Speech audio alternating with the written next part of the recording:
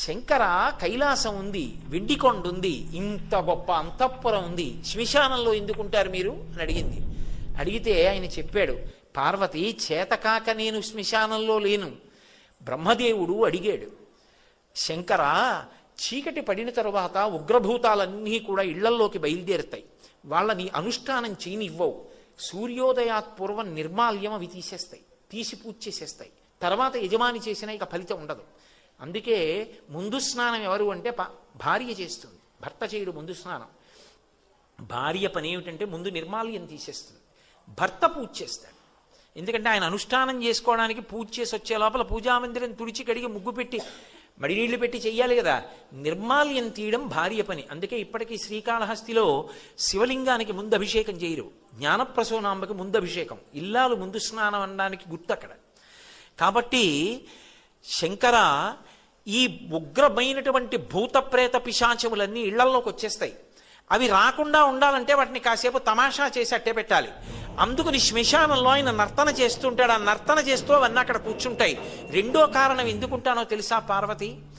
బ్రతికున్న నాళ్ళు నావాళ్ళని కష్టపడి వాళ్ళింటికి ఎడతాడు, వీళ్ళింటికి ఎడతాడు, ప్రయాణాలు చేస్తాడు, రైళ్ళు ఎక్కుతాడు, అక్కడికి ఎడతాడు, ఇక్కడికి ఎడతాడు, విమానాలు ఎక్కుతాడు, వాళ్ళింటికి భోజనం అంటాడు, వీళ్ళింట్లో పలహారం అంటాడు, అన్ని తిరుగుతాడు. సరదాగా అలా వెళ్ళొద్దామని ఎవడైనా రుద్రభూమికి ఎడతాడా? ఎవడు వెళ్ళాడు. కానీ అంతా అయిపోయిన తర్వాత రుద్రభూమికి తీసుకొస్తారు. తీసుకొచ్చిన తర్వాత నేనని ఇన్నాళ్ళు ఇన్ని ఫెయిర్ అండ్ లవ్లీలు రాసి, ఇన్ని ఆల్అవుట్లు పెట్టి, ఇంత ఏసీలో ఇంత పరుపు మీద పడుకోబెట్టిన శరీరం కట్టెల్లో కాలిపోతుంటే చూసుకుంటూ ఉంటాడు జీవుడు.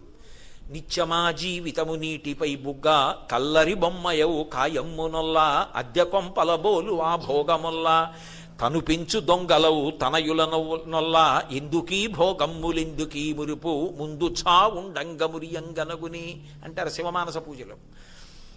ఏడుస్తూ నిలబడతాడు, చీకటి పడిపోతుంది, కపాలమోక్షం అని తల పగిలిపోయి చప్పుడు వస్తుంది టప్ అని. కాటికాపరి సంజ్ఞ చేస్తాడు వెళ్ళిపోండి అని. తలస్నానం చేసి కొడుకు వచ్చిన బంధువులు వెళ్ళిపోతారు, వెనక్కి తిరిగి చూడకుండా. తాను ఒక్కడే నిలబడి ఉంటాడు, చీకటి పడుతూ ఉంటుంది, దాటి వెళ్ళడానికి లేదు.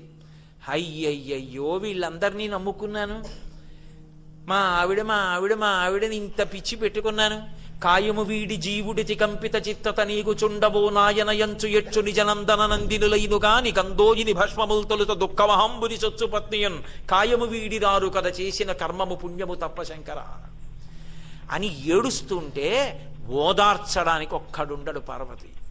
చచ్చినవాడు 100 మాటలు చచ్చిపోతాడు భయంతోనని, నేనున్నాను రా బెంగ పెట్టుకోకు, ఇంకొక శరీరం ఇస్తానులే, ఒళ్ళు దగ్గర పెట్టుకో అని ఓదార్చడానికి అక్కడ ఉన్నాను. అంతేకాని నాకు ఇల్లు లేక ఆవాసం లేక అక్కడ లేనివాడను కాను ఈశ్వరి, తండ్రిని, నా దయ అది అన్నాడు. అంతటి మహానుభావుడు ఆయన. దయ మనకి ఎరుకలోకి వచ్చిందనుకోండి, ఆయనతో అనుబంధం తెలిసిందనుకోండి, ఒక విషయం అర్థమవుతుంది, ఆయన శాశ్వతుడు. ఎందుకని? దానికి గుర్తు ఆయన మెడలో ఉన్న పునుకల మాల. అక్కడ కదా బయలుదేరేటో తిరిగాను.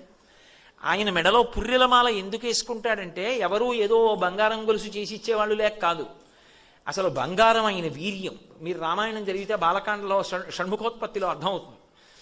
కానీ ఈ సృష్టి అంతా కూడా ఆయన మహాప్రళయంలో లోపలికి తీసేసుకున్న తర్వాత మళ్ళీ సృష్టి చేసేటప్పుడు మొదట బ్రహ్మగారిని సృజిస్తాడు. సృజించి వేదం ఇచ్చి సృష్టి చేయడం మొదలుపెట్టు అంటాడు. అందుకే ఇప్పటికీ తమిళనాడులో కుంభకోణం అని ఒక క్షేత్రం. ఆ క్షేత్రం ఎందుకు వచ్చిందంటే, ఈ సమస్త బ్రహ్మాండములు లయమైపోయిన తరువాత ఒక కుంభం అంటే ఒక కుండలో ఏం చేస్తాడంటే, మళ్ళీ పునఃసృష్టి జరిగేటప్పుడు ఓషధులు భూమి మీద పడాలని అమృతం పోసి అందులో ఓషధులు పెట్టి కుండ వదిలేస్తాడు. అది ప్రళయ జలాల మీద తేలుతూ వెళ్ళిపోతుంటుంది. మళ్ళీ ఆయన పునఃసృష్టి చెయ్యాలి అని ఎప్పుడు అనుకుంటాడో అప్పుడు ఎక్కడ మొదలు పెట్టాలి సృష్టి అనుకుంటాడో అక్కడ నిలబడి బాణం పెట్టి కొడతాడు ఆ కుండని. ఆ కుండ బద్దలై అందులోంచి అమృతము ఓషధులు భూమిలో పడతాయి. అదే పృథు చక్రవర్తి వృత్తాంతం భాగవతంలో. అది భూమిలోకి ఇంకి పంట మొదలవుతుంది. ఇంకక్కడి నుంచి అలా పండుతూనే ఉంటుంది. వేదంలో చెప్తారు ఓషధీతత్వం. ఓ గింజ తిన్నాననుకోండి జీర్ణమై శక్తినిస్తుంది. ఇన్ని వడ్లు తీసుకెళ్లి భూమిలో వేశామనుకోండి మళ్ళీ ఇన్ని కంకులు వచ్చి ఇంత ధాన్యం వస్తాయి. ఓషధీతత్వం అంటారు. అలా ఓషధీతత్వం అమృతంతో కలిసి భూమిలో మళ్ళీ మళ్ళీ పెరిగేటట్టుగా అనుగ్రహిస్తాడు. అనుగ్రహించి కుండ బద్దలైపోయి అమృతము ఓషధులు భూమిలోకి వెళ్ళిపోతాయి. ఆ కుండ నీళ్లలో నిలబడిపోతుంది. బద్దలైపోయిన కుండ అది శివలింగం అయిపోతుంది.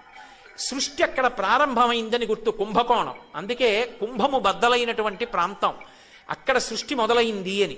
అందుకే ఇప్పటికీ అక్కడ నీటితో అభిషేకం చేయలేదు, మట్టి లింగం, అది కరిగిపోతుంది. ఎందుకంటే కుండ కదూ మరి లింగాకృతిని పొందింది. అందుకని అక్కడ అభిషేకం చేస్తే మల్లె నూనె అటువంటి వాటితోటే అభిషేకం చేస్తారు.